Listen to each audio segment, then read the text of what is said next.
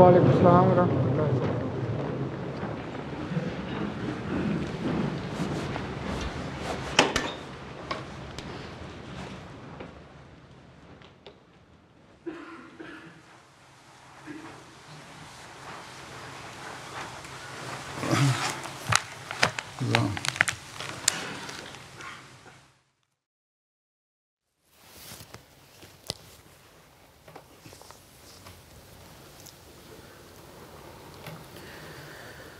الله أكبر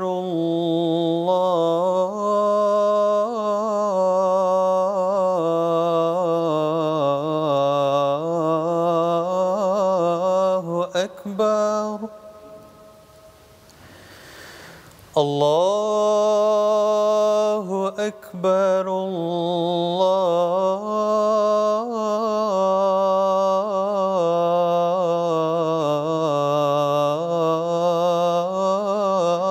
الله أكبر.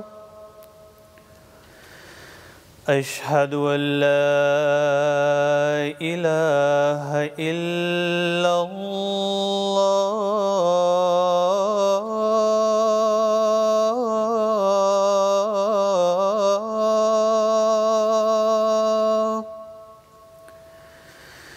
أشهد أن لا إله إلا الله.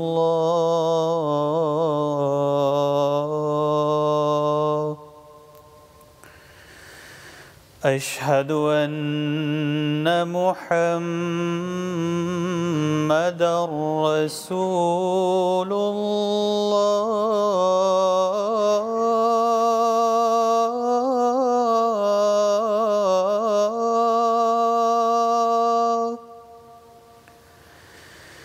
أشهد أن محمدًا رسول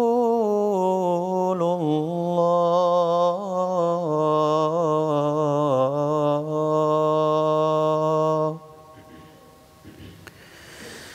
حي على الصلاة.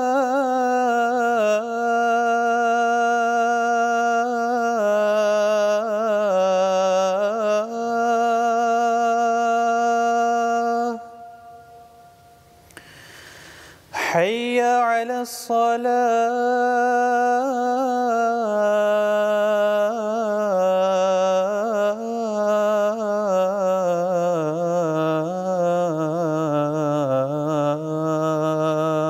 الصلاة.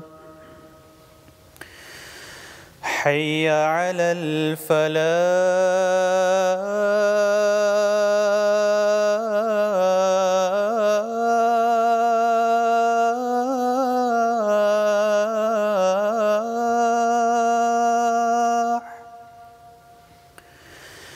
حي على الفلاح.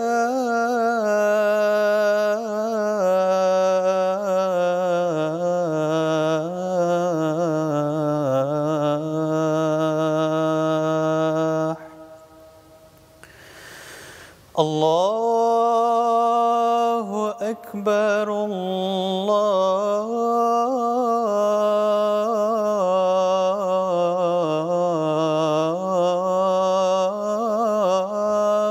أكبر. لا إله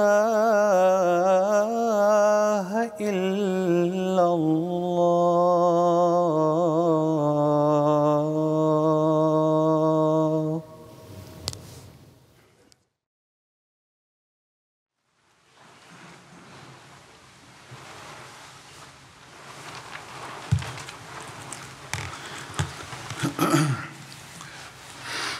السلام عليكم ورحمة الله.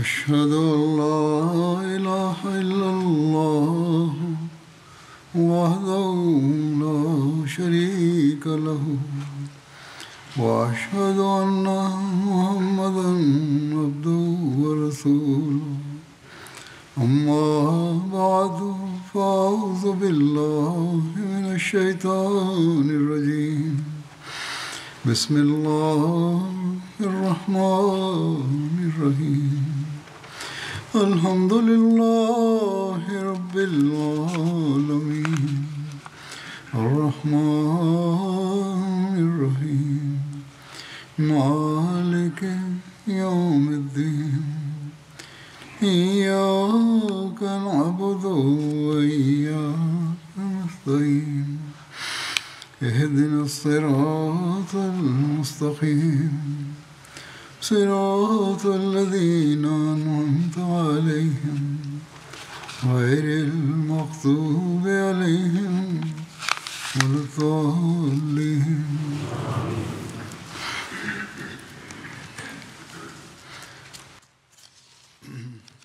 हज़रत सल्लल्लाहु अलैहि वसल्लम के ज़माने के মহানবী সাল্লাল্লাহু আলাইহি ওয়াসাল্লামের যুগের বিভিন্ন যুদ্ধাভিযান এবং সেসব যুদ্ধের বা গজওয়ার কথা হচ্ছে যাতে মহানবী নিজে অংশগ্রহণ করেছেন। বনু ফাজারা এতে বনু ফাজারার हुआ था অভিযানের কথা আলোচিত হয়েছে। বনু ফাজারার বিরুদ্ধে एक वाक़या का जिक्र এই मिलता যুদ্ধে है একটা ঘটনা ঘটে যার উল্লেখ ইতিহাসে দেখা যায়, যা উম্মে কিরফার হত্যা সংক্রান্ত। बहुत सारी किताबों ने इसको কোনো কোনো ঐতিহাসিক এটি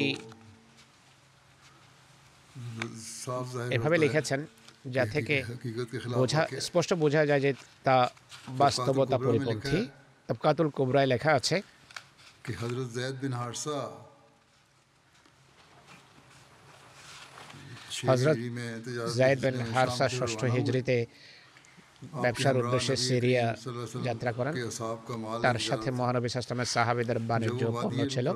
তারা যখন কোরা উপত্যকার কাছে পৌঁছেন, বনু ফুজারার একটি শাখা বনু বদরের কিছু লোক তাকে এবং তার সাথীদেরকে প্রহার করে এবং তাদের বাণিজ্য পণ্য ছিনে নিয়ে যায়।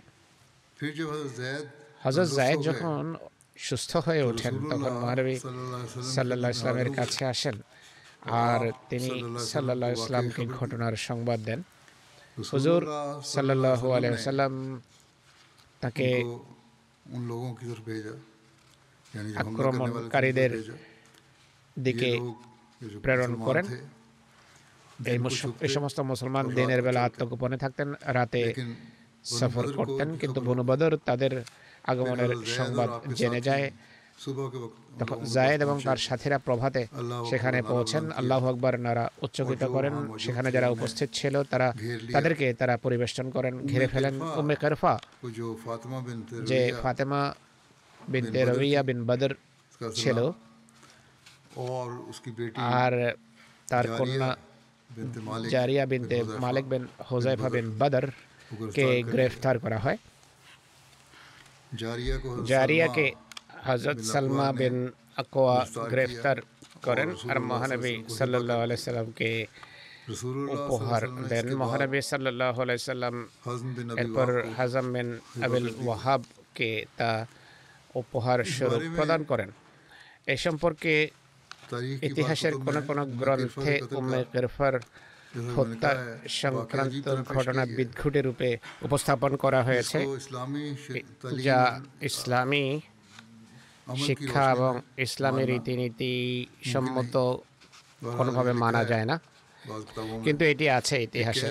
কায়েস বিন মুআসসির উম্মে কিরফার উদ্দেশ্যে যাত্রা করেন। এক বৃদ্ধা নারী ছিল। কায়েস অত্যন্ত হিংস্রভাবে তাকে হত্যা করেন। তার উভয় পায়ে রশি বেঁধে দুই উটের সাথে বেঁধে দেন। এরপর উটগুলো বিপরীত দিকে ছুটিয়ে সেই নারীকে টুকরো টুকরো করে ফেলেন। আর কায়েস আরো দুই ব্যক্তিকে নাকি হত্যা করেছেন। যায়েদ বিন হারসা যখন এই অভিযান থেকে ফিরে আসেন আর মহানবীর দ্বারের কড়া নাড়েন, অর্থাৎ মহানবীর কাছে আসেন, মহানবী উঠে এসে হযরত যায়েদের সাথে মিলিত হন, কোলাকুলি করেন, তাকে চুমু খান, তার খবরাখবর নেন। তিনি মহানবী সাল্লাল্লাহু আলাইহি ওয়াসাল্লামকে আল্লাহ তাআলা যে বিজয় দান করেছেন সেই বিজয়ের সংবাদ প্রদান করেন। इस वाकया ये तो ये इस तरह का वाकया बयान किया कि इस तरह उसको चीर दिया, অর্থাৎ তাকে দুই টুকরো করা সংক্রান্ত ঘটনা, এটি হযরত মির্জা বশির আহমদ সাহেব অবশ্য এই ঘটনাকে প্রমাণ সমৃদ্ধ করে খুব সুন্দরভাবে উপস্থাপন করেছেন। তিনি লেখেন, আবু বকর যুদ্ধাভিযানের স্থলে যেই সিরিয়ার কথা বলা হয়েছে সেটি বলতে গিয়ে ইবনে সাদ এমন একটি যুদ্ধাভিযানের কথা বলেছেন যার আমির ছিল যায়েদ বিন হারসা।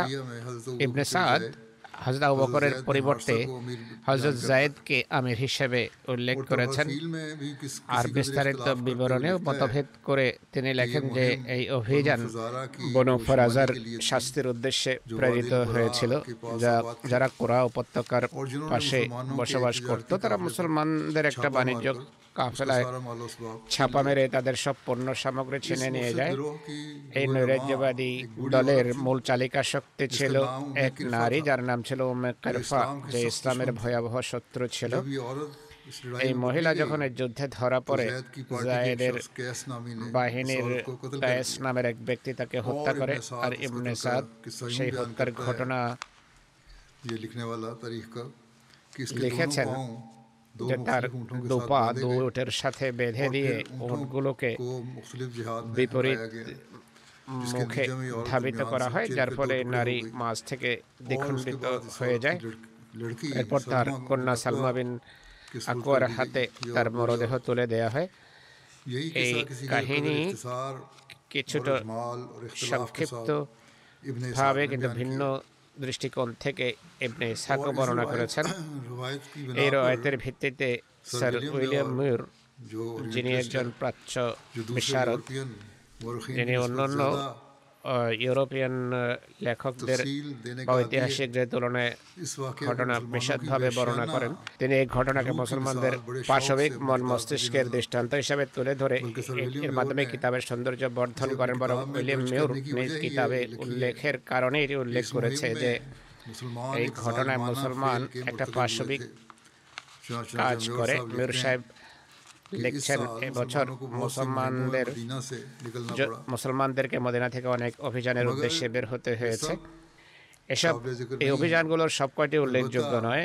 অবশ্য আমি একটি অভিযানের কথা উল্লেখ না করে পারছি না, উইলিয়াম মিউর বলছেন, কেননা মুসলমানদের পক্ষ থেকে এর পরিণতি ঘটেছে একটি অত্যন্ত পাশবিক ঘটনাতে, অর্থাৎ এটি পাশবিক ঘটনায় পর্যবসিত হয়। এই সম্পর্কে বিশ্লেষণাত্মক আলোচনা তুলে ধরে মির্জা বশির আহমদ সাহেব বলছেন যে ঐতিহাসিক এক ঘটনাকে অন্যান্য ঘটনার উপর শুধু এই কারণে প্রাধান্য দিয়ে সে এর মাধ্যমে কিতাবের সৌন্দর্য বর্ধন করেন যে এতে এক জাতির অত্যাচার এবং নির্যাতনের প্রমাণ পাওয়া যায়, এমনটি যে করে সে কোনোভাবে নিরপেক্ষ লেখক প্রমাণিত হতে পারে না। এর অর্থ হলো এই ব্যক্তি পক্ষপাতদুষ্ট ছিল, নিরপেক্ষ গবেষক ছিল না, কেননা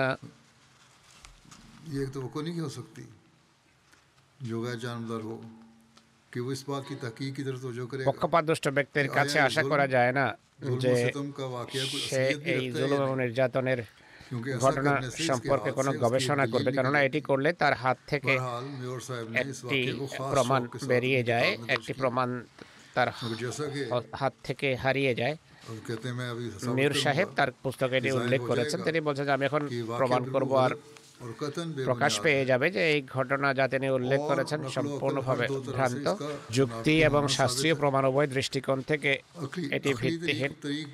যৌক্তিক বিষয়ে স্মরণ রাখতে হবে যে এক নারী যার বিরুদ্ধে হত্যার কোনো অভিযোগ নেই, তাকে বন্দী করে স্বাভাবিক পরিস্থিতিতে হত্যা করা, আর হত্যাও সেইভাবে করা যা এই রওয়ায়াতে উল্লেখ করা হয়েছে, তা অসম্ভব। ইসলাম তো রণক্ষেত্রেও নারীকে হত্যা করা থেকে কঠোরভাবে বারণ করে। এ সম্পর্কে হুজুর সাল্লাল্লাহু আলাইহি ওয়াসাল্লাম বহুবার স্পষ্ট করেছেন।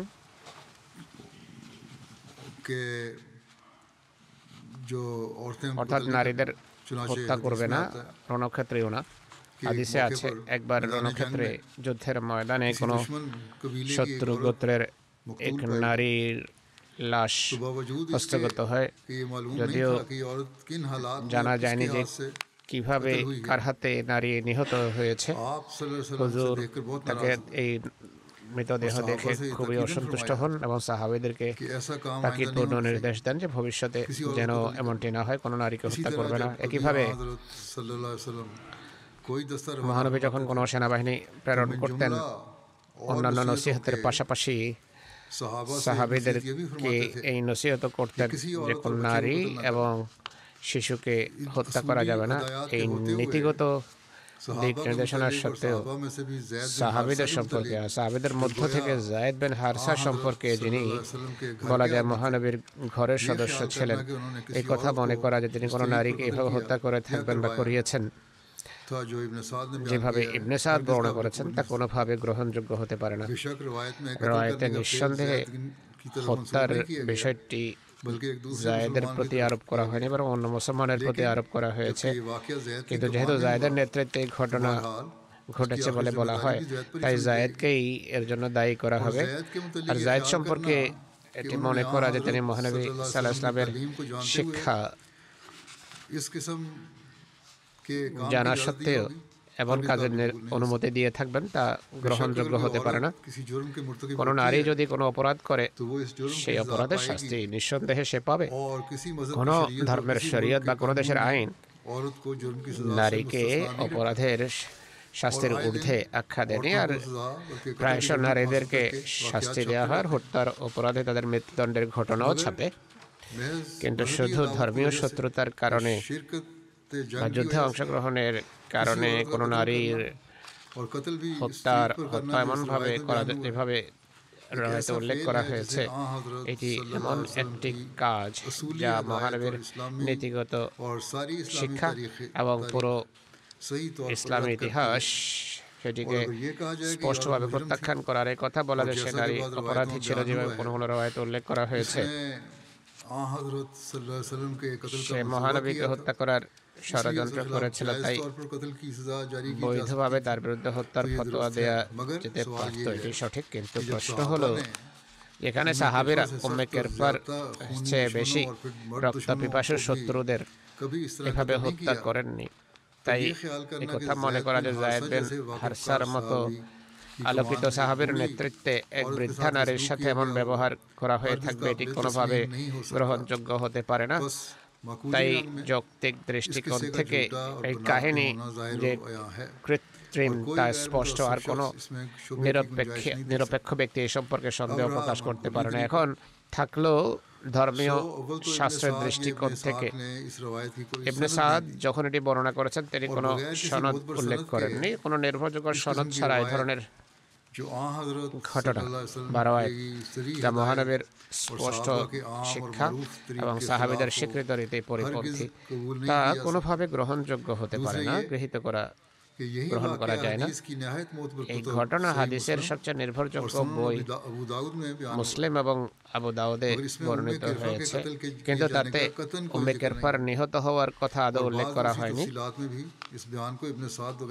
আর অনেক অন্য বিষয়েও ইবনে সাদের বর্ণনার সাথে এইগুলোর বর্ণনার বিরোধ রয়েছে। যেহেতু সঠিক হাদিস ঐতিহাসিক রওয়ায়েত থেকে নিশ্চিতভাবে এবং স্বীকৃতভাবে বেশি নির্ভরযোগ্য, তাই আবু দাউদ এবং মুসলিমের সামনে ইবনে সাদের রওয়ায়েতের কোনো ওজন নেই। এই বিষয়টা আরো স্পষ্ট হয়ে যায় যখন আমরা এই কথা সামনে রাখি যে যেখানে ইবনে সাদ এবং ইবনে ইসহাক এই রওয়ায়েত কোনো সনদ উল্লেখ না করে বর্ণনা করেছে, সেখানে ইমাম মুসলিম এবং দাউদ পুরো সনদ উল্লেখ করেছে। আর এমনিতেও মুহাদ্দিসদের সাবধানতার বর্তমানে যারা পরম সাবধানী ছিলেন, এর বিপরীতে ঐতিহাসিকদের সাধারণ রওয়ায়েত কোনো অর্থ রাখে না। মুসলিম এবং আবু দাউদে এই ঘটনাগুলো যেভাবে উল্লেখ করা হয়েছে, তাতে উম্মে কেরফার হত্যার কথা আদৌ উল্লেখ করা হয়নি। উম্মে কেরফার নাম এতে উল্লেখ নেই, আর আমিরের নামও জায়েদের পরিবর্তে আবু বকর লেখা আছে। তাই এটিকে ভিন্ন অভিযান বলা যাবে না, কেননা ঘটনার অন্যান্য বিষয়গুলো এক এবং অভিন্ন। ঘটনায় উল্লেখ আছে যে এই অভিযান ছিল বনু ফারাজার বিরুদ্ধে। উভয়টিতে উল্লেখ আছে যে বনু ফারাজার एक बूढ़ी औरत নেতা ছিল এক বৃদ্ধা दोनों में নারী। इस औरत के कैद किए जाने উভয় का जिक्र ঘটনায় সেই মহিলার বন্দী হওয়ার दोनों में কথা ये উল্লেখ जिक्र আছে, है আর कि এটি इस উল্লেখ औरत আছে की एक लड़की যে भी তার थी এক जो माँ के साथ কন্যা कैद ছিল যে মায়ের সাথে বন্দী হয়েছিল। फिर ये भी कि আর दोनों में ये এটি जिक्र উল্লেখ है আছে कि যে लड़की সেই सलमा মেয়ে बिन अकवा के সালামা हिस्से বিন में आई আকওয়ার হাতে আসে। इसके এছাড়াও अलावा और भी আরো बहुत सी অনেক बातों में বিষয়ে इश्तिराक है। দুটোর ভিতর মিল अब এবং गौर करो कि সামঞ্জস্য जब আছে। क्या इन ভাবার अहम और বিষয় হলো बुनियादी इश्तिराकात এই के होते গুরুত্বপূর্ণ हुए মিল থাকা कोई शख्स সত্ত্বেও शुबा कर কেউ কি सकता है সন্দেহ করতে পারে कि যে दो এগুলো अलग দুটো अलग ভিন্ন वाक़यात ঘটনা? हैं, मगर हम सिर्फ আমরা अक़ली इस्तिलाल पर ही শুধু इत्तिबा नहीं যৌক্তিক करते, ব্যাখ্যার উপর बल्कि নির্ভর गुज़श्ता করে না, বরং मुहक्किकीन ने भी इस राहत के साथ लिखा অতীতের है গবেষকরাও মুসলিম ও স্পষ্টভাবে সুনান লিখেছেন যে আবু দাউদ মুসলিম ও আবু দাউদে वही वाक़या बयान একই हुआ है जो ঘটনা इब्न বর্ণিত साद ने হয়েছে दूसरे যা जम में ইবনে बयान সাদ दर्ज किया है। ভিন্নভাবে উল্লেখ चुनांचे করেছেন। अल्लामा আল্লামা ज़रक़ानी জারকানি और এবং ইমাম सुहेली সোহেলি, और इमाम ইমাম हलवी হালবি ने सराहत के साथ लिखा পরিষ্কারভাবে है লিখেছেন कि যে वही वाक़या এটি है সেই जो इब्न ঘটনাই যা साद ইবনে और সাদ इब्न এবং इसहाक़ ने उम्मे किफ़ा ইবনে वाले ইসহাক के वाले किस्से में गलत তাদের तौर पर बयान किया है। কাহিনীতে मगर इससे भी ভ্রান্তভাবে बढ़कर উল্লেখ इस बात করেছে। का सबूत कि ये वही वाक़या কিন্তু है এটি ये যে है সেই ঘটনা, कि तबरी অভিন্ন ने ঘটনা, इन दोनों रवायतों को তার पहलू প্রমাণ व হলো पहलू তাবরি बयान উভয় करके ঘটনা পাশাপাশি বর্ণনা साथ করেছেন रखा इनको इस बात की আর सराहत की ব্যাখ্যা है कि করেছেন যে दोनों एक ही উভয়টি वाक़या है। অভিন্ন এবং একই और ঘটনা। गरज বস্তুত ये बात बिल्कुल এটি यकीनी নিশ্চিত है যে कि মুসলিম मुस्लिम और এবং अबू दाऊद আবু की দাউদের सलमा बिन अकवा वाली रवायत में সালামা বিন वही আকওয়া वाक़या সংক্রান্ত बयान किया गया ঘটনায় है সেই जिसे इब्ने রায়তি साद বর্ণনা और করা इब्ने হয়েছে যা हिशाम ইবনে ने সাদ उम्मे এবং किफ़ा के ज़रिया ইবনে के नाम ইসহাক से गलत तौर पर ইবনে दर्ज किया है কিরফার ঘটনা হিসেবে चूंकि ভ্রান্তভাবে सेहा উল্লেখ করেছে। की रिवायत সেহার সঠিক जो হাদিসের हदीसों की किताब में রওয়ায়েত जो मुस्तनद हदीसों की যেহেতু किताब में है उनकी নির্ভরযোগ্য जो सनद के গ্রন্থে साथ আছে बयान এবং की সনদে गई है উল্লেখ করা হয়েছে, और एक আর शरीफ অভিযানে के वाक़या की অংশগ্রহণকারী এক ज़ुबान से ব্যক্তির मरवी है।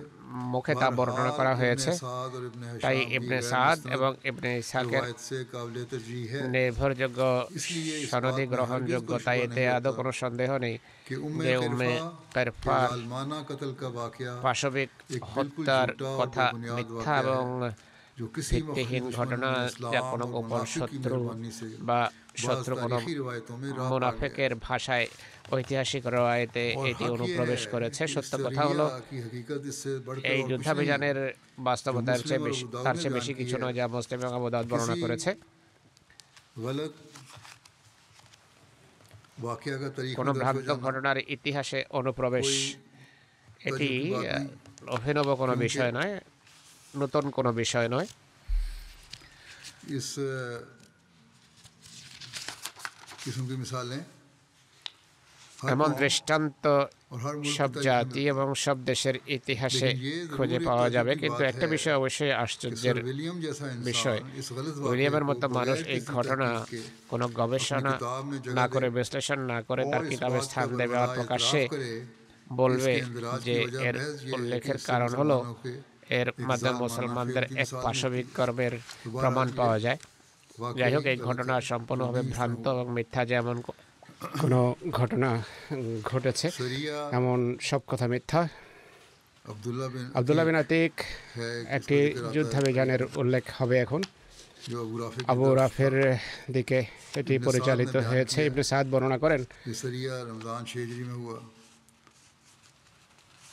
ষষ্ঠ হিজরির রমজান মাসে ने अपनी এই तहकीक मुख्तलिफ অভিযান तारीखों পরিচালিত में হয়েছে। ली है। বিভিন্ন বই कहते থেকে हैं মির্জা বশির আহমদ সাহেব लिखा है आपने বিভিন্ন कि अबू राफी তারিখ के উল্লেখ कत्ल করেছেন। তিনি বলেন के ज़माने আবু से রাফের मुख्तलिफ रिवायात में হত্যার इख्तिलाफ যুগ है। সম্পর্কে মতভেদ রয়েছে। बुखारी ने ज़हरी के বুখারী इत्तिबा জোহরির অনুকরণে उसे मुअय्यन तारीख देने के बगैर নির্দিষ্ট काब তারিখ बिन अशरफ के উল্লেখ कत्ल করার के পরিবর্তে बाद সেটিকে কাব বিন আশরাফের হত্যার অনুরূপ একটি বিষয় আখ্যায়িত করেছেন। এটি সঠিক।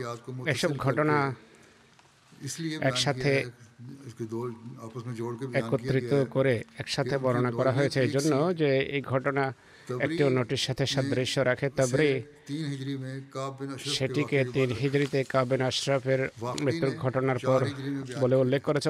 ওয়াকিদি 4 হিজরির কথা বলেছে। ইবনে হিশাম ইবনে ইসহাকের उसे मुतलकन गज़वा बनु कुरैज़ा के बाद অনুসরণে जो अवाख़िर বনু 5 কুরাইজার हिजरी में যুদ্ধের পর সেটিকে রেখেছে, যা 5ম হিজরিতে হয়েছিল। এটিকে 6ষ্ঠ হিজরির প্রথম দিকে বলে মনে করা হয়, কিন্তু ইবনে সাদ 6ষ্ঠ হিজরিতে হয়েছে বলে উল্লেখ করেছে। আর সাধারণ ঐতিহাসিকরা ইবনে সাদকেই অনুকরণ করে। ইবনে সাদ বর্ণনা করেন कि जब गज़वा পরীক্ষার खंदक যুদ্ধ और এবং कुरैज़ा বনু का কুরাইজার मामला खत्म हुआ বিষয়টি যখন নিষ্পত্তি और হয়, सलाम बिन আবি হুকাইক বা আবু রাফে इन लोगों में से था जिन्होंने তাদের रसूलुल्लाह একজন सल्लल्लाहु अलैहि वसल्लम के ছিল खिलाफ যে लश्कर মহানবীর जमा किया বিরুদ্ধে था। সৈন্য সমারোহ और कबीला করেছে। আর অস गज़वा গোত্র उहद से ওহদের पहले যুদ্ধের काब बिन পূর্বে अशरफ यहूदी को रसूलुल्लाह सल्लल्लाहु কাব अलैहि বিন वसल्लम আশরাফকে की মহানবীর और आपके खिलाफ भड़काने শত্রুতা की वजह এবং से তার कत्ल कर বিরুদ্ধে चुका था। মানুষকে উত্তেজিত করার কারণে হত্যা করেছিল। खजरज আর এই কারণে ने रसूलुल्लाह খজরজ গোত্র सल्लल्लाहु মহানবী अलैहि वसल्लम से সাল্লাল্লাহু আলাইহি সাল্লামের सलाम बिन अबी हुकैक के कत्ल কাছে की সালাম इजाज़त বিন चाही। আবিল হুকাইককে হত্যা করার इस वक्त वो অনুমতি खैबर में চায়। তখন তারা সে খাইবারে বসবাস করছিল, তিনি তাদেরকে অনুমতি দেন। উভয় গোত্র অর্থাৎ অস ও খাজরজ গোত্র মহানবীর যুগে তার সন্তুষ্টি অর্জনের জন্য দুটো নর উটের মতো পরস্পরের সাথে প্রতিযোগিতা করত। অস গোত্র মহানবীর সন্তুষ্টির জন্য কোনো কাজ করলে तो कबीला খজরজ গোত্রের সদস্যরা বলতো যে এরা নিজেদের এই অবদানের কারণে মহানবীর দৃষ্টিতে এবং ইসলামে আমাদের চেয়ে এগিয়ে যাবে, তাই যতক্ষণ অনুরূপ কোনো কাজ করার সুযোগ না পেত তারা ক্ষান্ত হতো না। আর খজরত যদি এমন কোনো কাজ করত তাহলে অসও তাদের অনুরূপ কাজ করার চেষ্টা করত। অস গোত্রের সদস্যরা যখন কাব বিন আশরাফকে হত্যা করে মহানবীর প্রতি শত্রুতার কারণ, তখন খজরজের লোকেরা বলে যে অস গোত্র এই কাজের কারণে কখনো আমাদের উপর শ্রেষ্ঠত্ব অর্জন করতে পারবে না। আর এমন কাজে তাদের নিজেদের মাঝে প্রতিযোগিতা লেগেই থাকতো যা তাদেরকে খোদা এবং তার রসুলের নৈকট্য দানে সহায়ক হতো। তাই তারা চিন্তা করে যে এমন ব্যক্তি কে আছে যে মহানবীর শত্রুতায় কাব বিন আশরাফের সমতুল্য। তখন তারা আবি হুকাইকের কথা চিন্তা করে যে খাইবারে বা হেজাজের কোন এলাকায় বসবাস করত। ইবনে সাদ বলে খাইবার বলে আবু রাফে বিন আবিল হুকাইক গাতফান এবং পার্শ্ববর্তী মুশরিক গোত্রগুলোকে সমবেত করেছে আর তাদের জন্য মহানবীর বিরুদ্ধে যুদ্ধের উদ্দেশ্যে অনেক বড় ভাতা নির্ধারণ করেছে। খজরজ এ কারণে মহানবীর কাছে তাকে হত্যা করার অনুমতি চায়। হুজুর সাল্লাল্লাহু আলাইহি ওয়াসাল্লাম তাদেরকে অনুমতি দেন। এভাবে খজরজের বনু সালমার 5 ব্যক্তি আব্দুল্লাহ বিন আতিক, মাসউদ বিন সিনান, আব্দুল্লাহ বিন উনাইস জহনি যে আনসারের মিত্র ছিল, এছাড়া আবু কাতাদা, হারস বিন রবি, খাজাই বিন আসওয়াদ বের হয়। তারা সবাই বেরিয়েছে উদ্দেশ্যে। মোহাম্মদ বিন ওমর এবং ইবনে সাদের মতে আসাদ বিন খুজাই আসলাম গোত্র থেকে আনসারদের মিত্র ছিল। বারা বিন আযিব আব্দুল্লাহ বিন উতবার নামও যোগ করেছে বুখারীর অনুসরণে। তো 6 ব্যক্তি হলো ইবনে উকবা আর সোহেলি আসাদ বিন হারাম বৃদ্ধি করেছে। 7 ব্যক্তি হলো।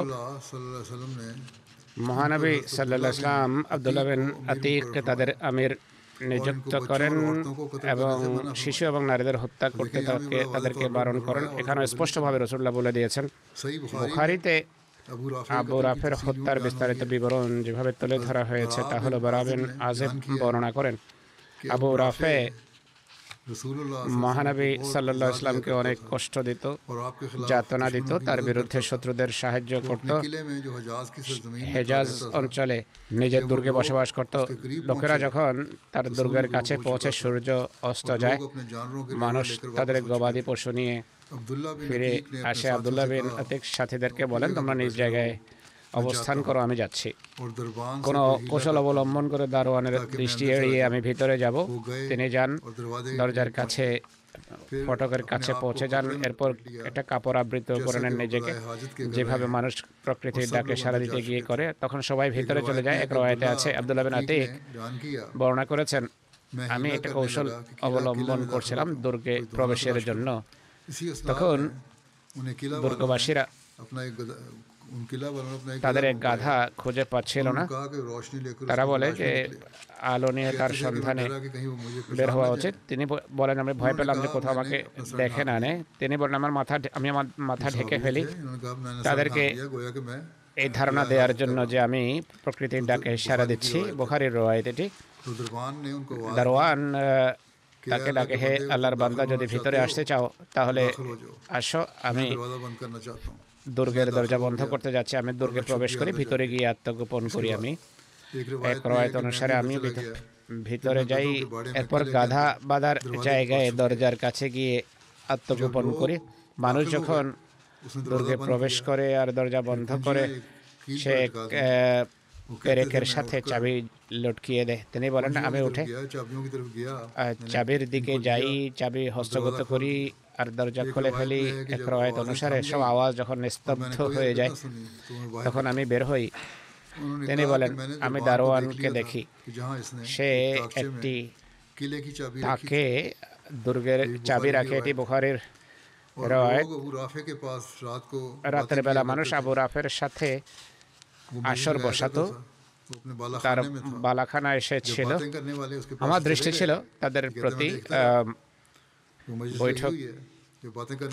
বৈঠকে অংশগ্রহণকারীরা চলে যায়। এক রওয়ায়াত অনুসারে মানুষ আবু রাফের কাছে রাতের খাবার খায়, গপ্পবাজি চলতে থাকে। এরপর মানুষ তার নিজ নিজ গৃহে ফিরে যায়।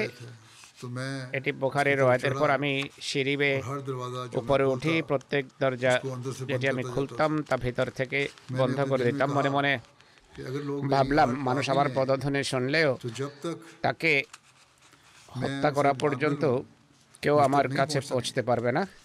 আমি তার কাছে যাই। অন্য রওয়ায়াতে আছে, আমি এরপর তার ভবনের দরজার দিকে যাই এবং বন্ধ করে দেই। এরপর সিঁড়ি বেয়ে আবু রাফের কাছে যাই। এটিও বুখারীর রওয়ায়াত।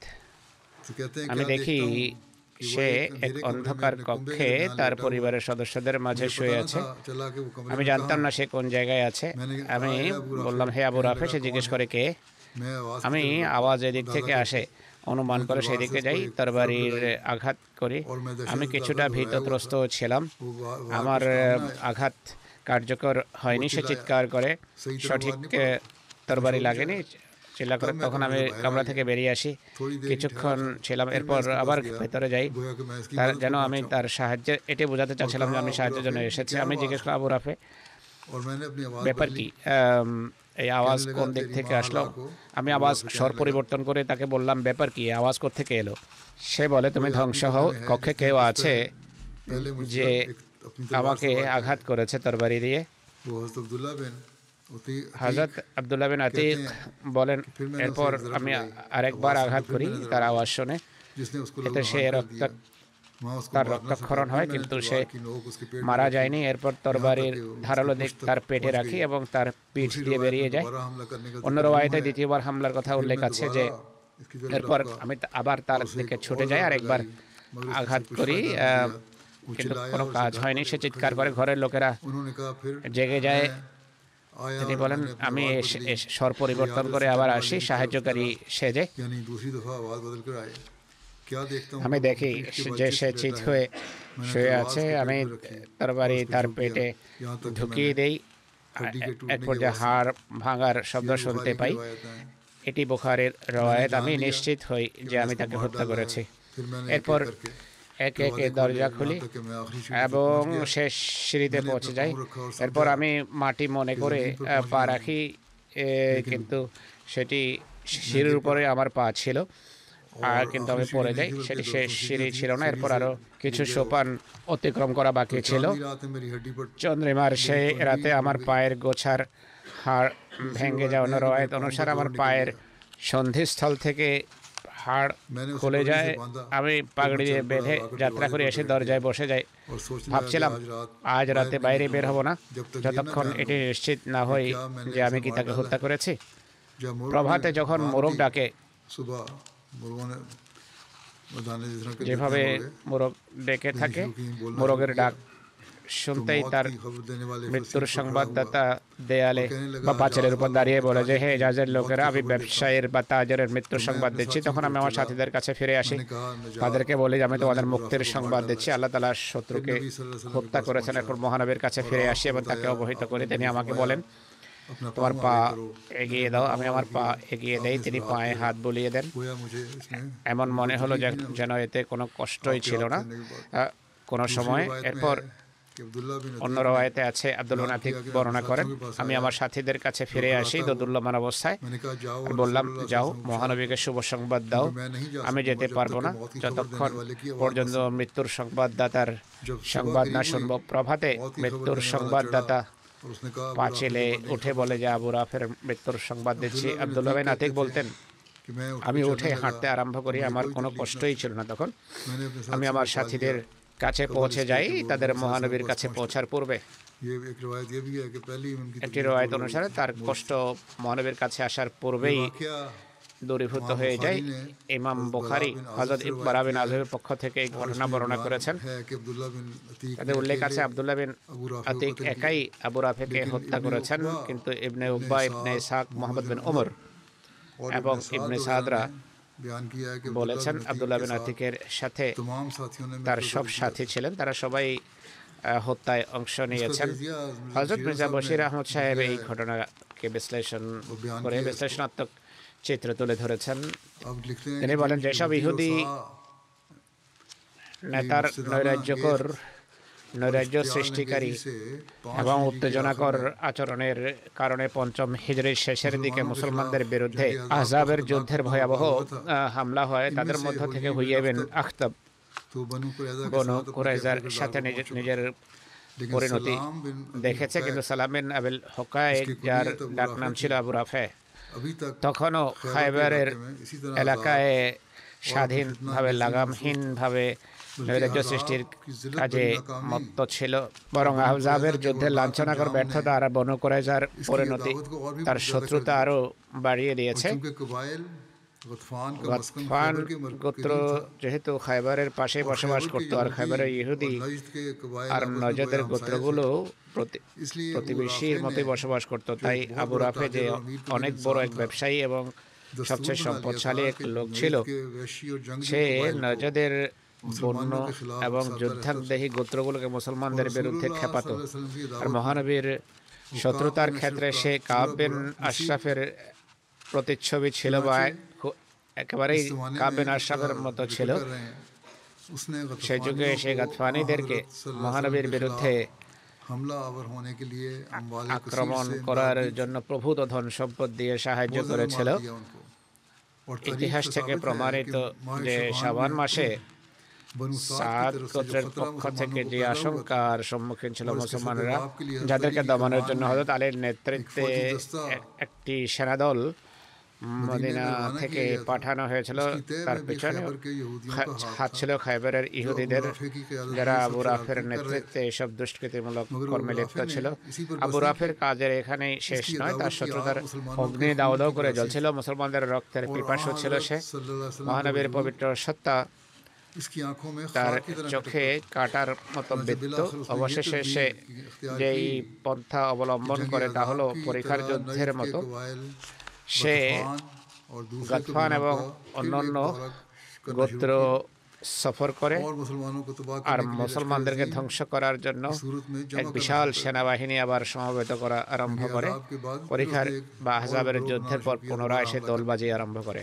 जब नौबत হামলার यहाँ तक জন্য। पहुंच गई পরিস্থিতি যখন और मुसलमानों এই की आंखों পর্যায়ে के গিয়ে सामने फिर ঠেকে वही अज़ाब वाले মুসলমানদের मंजर সামনে होने আবার लगे, আহজাবের চিত্র तो हज़रत ফুটে ওঠে। सल्लल्लाहु अलैहि वसल्लम তখন की खिदमत মহানবীর में কাছে कबीला खजरज के খজরজ पास গোত্রের अंसारी কিছু हाजिर हुए আনসার और अर्ज़ আসেন किया कि अब এবং इस বলেন फितने যে का এই इलाज নৈরাশ্যের सिवाय इसके कुछ চিকিৎসা नहीं कि किसी तरह इस কোনোভাবে फितने के बानी এই मुबानी अबू নৈরাজ্যের राफे যে का হোতা खात्मा कीजिए। আবু यही রাফে एक রয়েছে তা हज़रत তাকে सल्लल्लाहु अलैहि वसल्लम ने इस बात को ধ্বংস सोचते করাই हुए হলো এর मुल्क চিকিৎসা। में वसी মহানবী ভাবেন যে দেশে के ব্যাপক बजाय রক্তপাতের পরিবর্তে एक मुफसद এক और फितना अंगेज आदमी का मारा जाना बहुत बेहतर है। নৈরাজ্যবাদের নিহত इन হওয়া साहबियों को इजाज़त শ্রেয়। फरमाई। তাই তিনি তাদেরকে অনুমতি দেন। আর আব্দুল্লাহ বিন আতিক আনসারের নেতৃত্বে চারজন খজরাজি সাহাবিকে আবু রাফের উদ্দেশ্যে প্রেরণ করেন, কিন্তু যাওয়ার সময় তাকিদপূর্ণ নির্দেশ যে দেখো কোনো নারী বা শিশুকে হত্যা করবে না।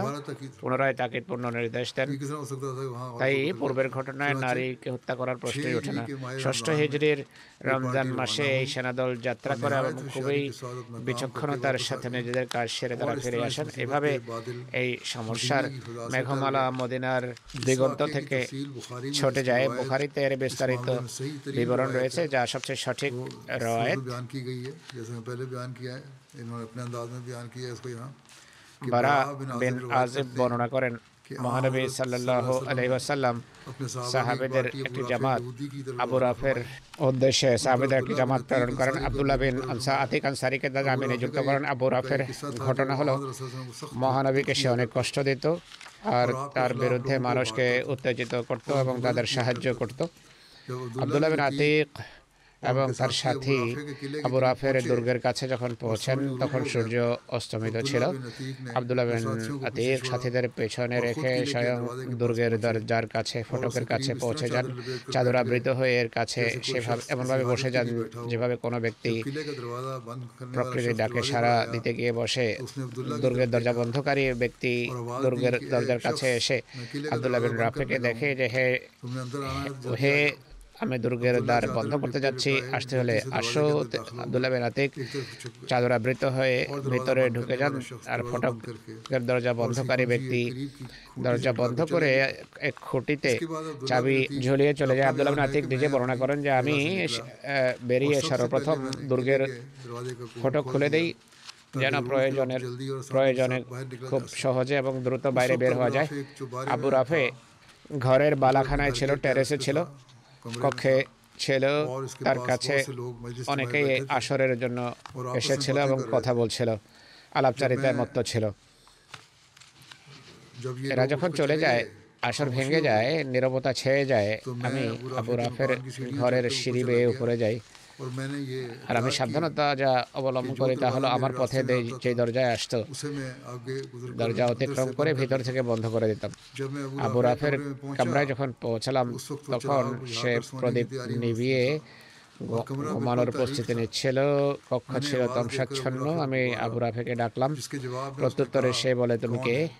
আমি সেই আওয়াজের উৎপত্তি স্থলের ধারণা করে তার দিকে যাই আর তরবারি দিয়ে জোরালো আঘাত হানি, কিন্তু অন্ধকার ছিল বেশ আর আমি কিছুটা ভীতগ্রস্ত ছিলাম, তাই সঠিক আঘাত লাগেনি। আবু রাফে চিৎকার করে ওঠে। তখন আমি দ্রুত কক্ষ থেকে বেরিয়ে যাই। স্বল্পক্ষণ পর আবার কামরায় আসি আর গলার স্বর পরিবর্তন করে জিজ্ঞেস করে, আবু রাফে এই আওয়াজ ভাই ধ্বনি কোত্থেকে এলো? সে আমাকে চিনতে পারেনি আর বলে, তুমি ধ্বংস হও, কেউ আমাকে তরবারি দিয়ে এখন আঘাত করেছে। আমি আওয়াজ শুনে পুনরায় তার কাছে এসে তরবারি দিয়ে আঘাত করি। এবার আওয়াজ মক্ষম ছিল কিন্তু তখনও মরেনি। তৃতীয়বার আঘাত করে তখন আমি তাকে হত্যা করি। এরপর দ্রুত আমি দরজা খুলে ঘর থেকে বাইরে বেরিয়ে আসি। সিঁড়ি থেকে যখন নিচে নামছিলাম সিঁড়ির কয়েকটা সোপান বাকি ছিল, কিন্তু আমি ধরে নিয়েছিলাম যে আমি মাটিতে এসে গেছি। যাই হোক, আমি অন্ধকারে পড়ে যাই, আমার পায়ের গোছা ভেঙে যায়। অন্য রওয়ায়েত অনুসারে অস্থি সন্ধি খুলে যায়, কিন্তু মাথার পাগড়ি দিয়ে বেঁধে হামাগুড়ি দিয়ে বাইরে বেরিয়ে আসি। কিন্তু মনে মনে বলি, যতক্ষণ আবু রাফের মৃত্যুর ব্যাপারে নিশ্চিত না হব আমি এখান থেকে যাচ্ছি না। আমি দুর্গের কাছেই এক জায়গায় আত্মগোপনে বসে থাকি। প্রভাতে দুর্গের ভেতর থেকে কারো ধ্বনি আমার কর্ণগোচর হয় যে আবু রাফে ব্যবসায়ী, হেজাজের আবু রাফে ব্যবসায়ী মারা গেছে। এরপর উঠে ধীরে ধীরে আমার সাথীদের সাথে এসে মিলিত হই। এরপর মদিনায় এসে আমরা মহানবী সাল্লাল্লাহু আলাইহি ওয়াসাল্লামকে আবু রাফের নিহত হওয়ার সংবাদ দেই। তিনি সাল্লাল্লাহু আলাইহি ওয়াসাল্লাম পুরো ঘটনা শুনে আমাকে বলেন যে তোমার পা এগিয়ে দাও। আমি পা এগিয়ে দেই। হুজুর সাল্লাল্লাহু আলাইহি ওয়াসাল্লাম দোয়া করে আমার পায়ে তার পবিত্র হাত বুলান। এরপর আমার এমন মনে হলো যে আমার কোনো কষ্টই নেই। অন্য রওয়ায়াত অনুসারে আব্দুল্লাহ বিন আতিক যখন আবু রাফের উপর হামলা করে তার স্ত্রী গলা ফাটিয়ে চিৎকার করে, তখন আমার চিন্তা হলো যে কোথাও তার চিৎকার শুনে অন্যরা না বুঝে যায়। তখন আমি তার স্ত্রীকে মারার জন্য তরবারি উঠাই, কিন্তু মহানবীর কথা মনে পড়ে। তিনি বলেছেন নারীদেরকে হত্যা করবে না, তাই আমি এই কাজ থেকে বিরত থাকি। এখানেও একই কথা যে নারীদের হত্যা করতে বারণ করেছেন, অথচ ভয়াবহ পরিস্থিতি ছিল। আবু রাফের কে হত্যা করার বৈধতা কি ছিল এ সম্পর্কে এখানকার বিতর্কের প্রয়োজন নেই। আবু রাফের রক্ত ছড়ানো সব কার্যক্রম ইতিহাসের এক উন্মুক্ত অধ্যায়। নীতিগতভাবে এতটা মনে রাখতে হবে যে তখন মুসলমানদের অবস্থা খুবই দুর্বল ছিল, চতুর্দিক থেকে সমস্যা কবলিত ছিল, চতুর্দিকে বিরোধিতার অগ্নি দাউ দাউ করে জ্বলছিল। যেন সারা দেশ মুসলমানদেরকে নিশ্চিহ্ন করার জন্য ছিল ঐক্যবদ্ধ। নাম্বার 2, এমন স্পর্শকাতর সময়ে আবু রাফে সেই অগ্নিতে ঘৃত ঢালছিল যা মুসলমানদের বিরুদ্ধে প্রজ্বলিত ছিল, আর নিজের প্রভাব প্রতিপত্তি এবং সম্পদ দিয়ে আরবের বিভিন্ন গোত্রকে ইসলামের বিরুদ্ধে উত্তেজিত করছিল। আর আহজাবের যুদ্ধের ন্যায় আরবের বন্য গোত্রগুলোকে ঐক্যবদ্ধ করে মদিনার উপর হামলার প্রস্তুতি নিচ্ছিল। নাম্বার 3, আরবে তখনও কোনো কেন্দ্রীয় সরকার ছিল না যার কাছে সাহায্য চাওয়া যেতে পারত, কেননা সব গোত্র নিজ জায়গায় ছিল স্বাধীন। তাই আত্মরক্ষার জন্য নিজে কোনো পরিকল্পনা করা ছাড়া অন্য কোনো ব্যবস্থা ছিল না। নাম্বার 4, ইহুদিরা পূর্ব থেকেই ইসলামের বিরুদ্ধে যুদ্ধরত ছিল, আর মুসলমান এবং ইহুদিদের মাঝে যুদ্ধ বিরাজমান ছিল। নাম্বার 5, তখন পরিস্থিতি এমন ছিল যে প্রকাশ্যে ইহুদিদের বিরুদ্ধে যদি সৈন্য পরিচালনা করা হতো তাহলে এর ফলে প্রাণ ও সম্পদের ব্যাপক ক্ষয়ক্ষতির আশঙ্কা ছিল। আর আশঙ্কা ছিল যে যুদ্ধের অগ্নি বিস্তৃত হয়ে সারা দেশে ছড়িয়ে ব্যাপক প্রাণহানির কারণ হতে পারে। এমন অবস্থায় সাহাবীরা যা করেছেন তা একান্ত সঠিক এবং যথাযথ পদক্ষেপ ছিল।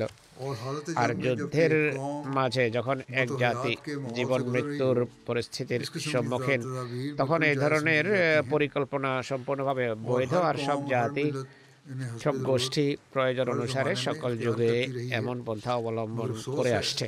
বড়ই পরিতাপ যে বর্তমান নৈতিক অবক্ষয়ের যুগে অপরাধীদের প্রতি সহানুভূতির প্রেরণা এমন পর্যায়ে পৌঁছে গেছে যে একজন অপরাধীও হিরো হয়ে যায়।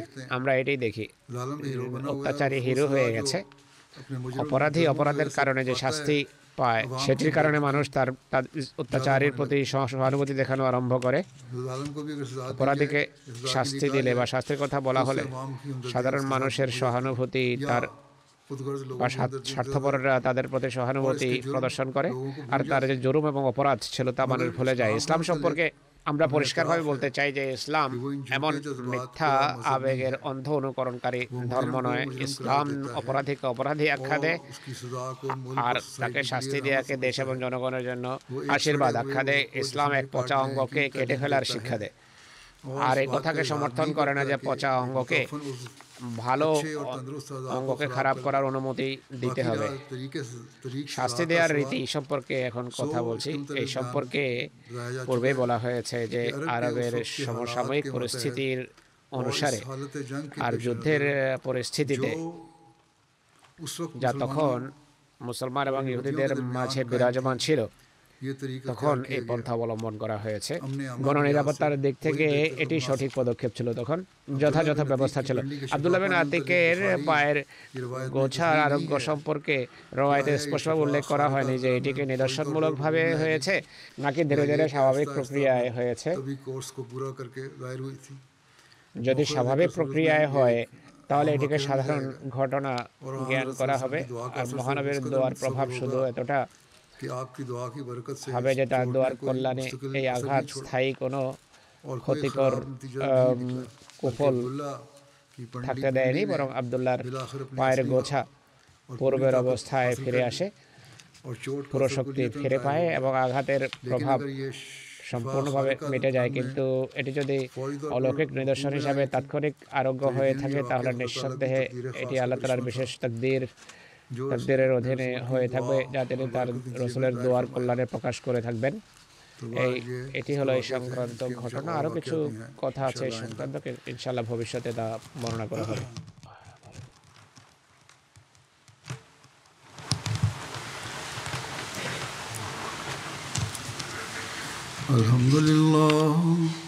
আলহামদুলিল্লাহ নাহমাদুহু ওয়া নাস্তাঈনুহু ওয়া নাস্তাগফিরুহু ونؤمن به ونتوكل عليه ونعوذ بالله من شرور أنفسنا ومن سيئات أعمالنا من يهده الله فلا مضل له ومن يضلل فلا هادي له ونشهد أن لا إله إلا الله ونشهد أن محمدا عبده ورسوله